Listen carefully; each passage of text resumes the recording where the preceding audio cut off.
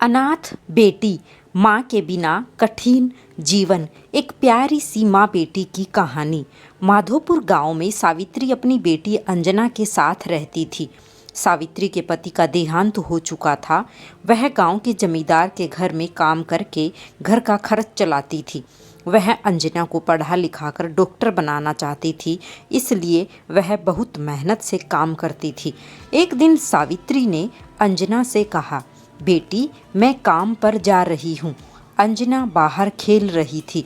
अंजना ने कहा, माँ, आप आज काम पर मत जाओ, मेरे साथ घर पर रहो, आपके बिना मेरा मन नहीं लगता। सावित्री बोली, बेटी, काम पर तो जाना ही पड़ेगा, नहीं तो पैसे कहाँ से आएंगे, और फिर पैसे इकट्ठे कर तुझे पढ़ाना है। जब तू पढ़ लिख कर डॉक्टर बन जाएगी, मैं घर पर रहा करूँगी। यह कहकर सावित्री काम पर चली गई। अंजना खेल में लग गई।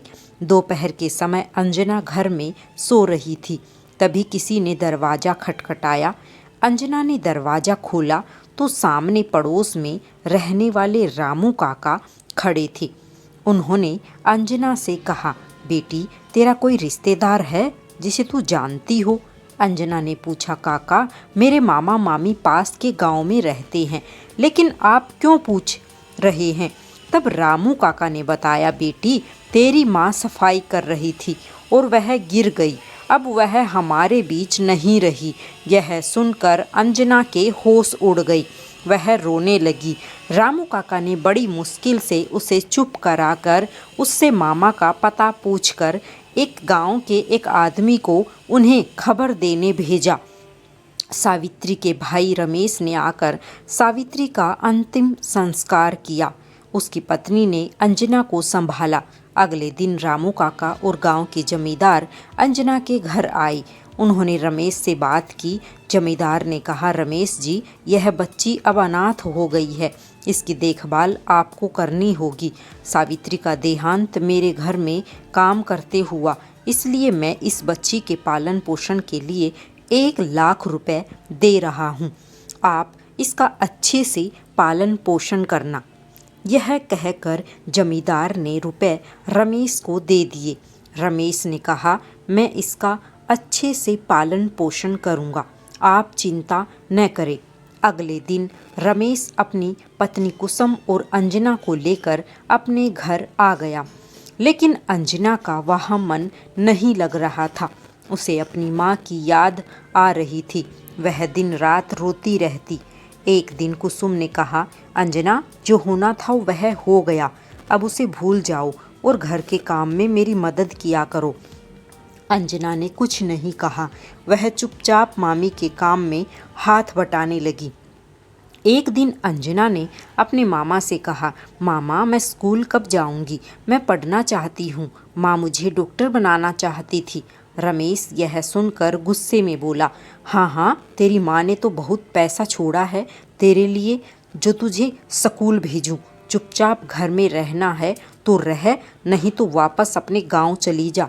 रमेश और कुसुम अंजना के पैसे हड़प चुके थे। वे अब अंजना से पीछा छुड़ाना चाहते थे।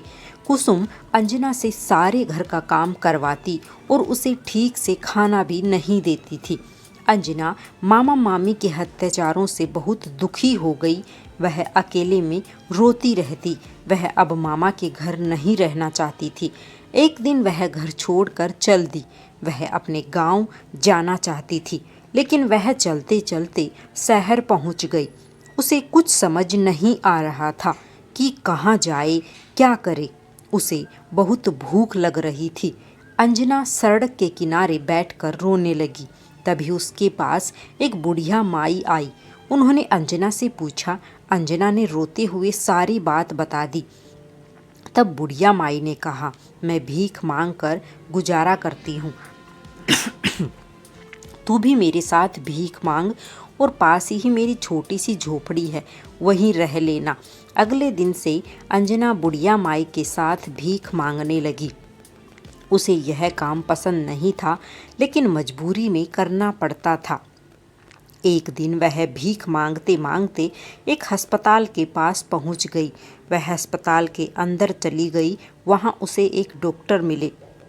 डॉक्टर ने उनसे पूछा, बेटी तुम्हें क्या परेशानी है? तब अंजना ने कहा, डॉक्टर अंकल मैं बिल्कुल ठीक हूँ, मुझे तो आपके जैसे डॉक्टर बनना है, मुझे डॉक्टर बना दीजिए। यह सुनकर डॉक्टर ने पूछा, बेटी तुम कौन हो और डॉक्टर क्यों बनना चाहती हो? अंजना ने सारी बात उन्हें बता दी। उसकी बात सुनकर डॉक्टर उसे अपने घर ले गई। उन्होंने अपनी पत्नी से अंजना के बारे में बात की। उनकी पत्नी के कोई संतान नहीं थी। उन्होंने अंजना को अपने घर में रख लिया और उसे स्कूल भी भेजना शुरू कर दिया। धीरे धीरे समय बीत गया।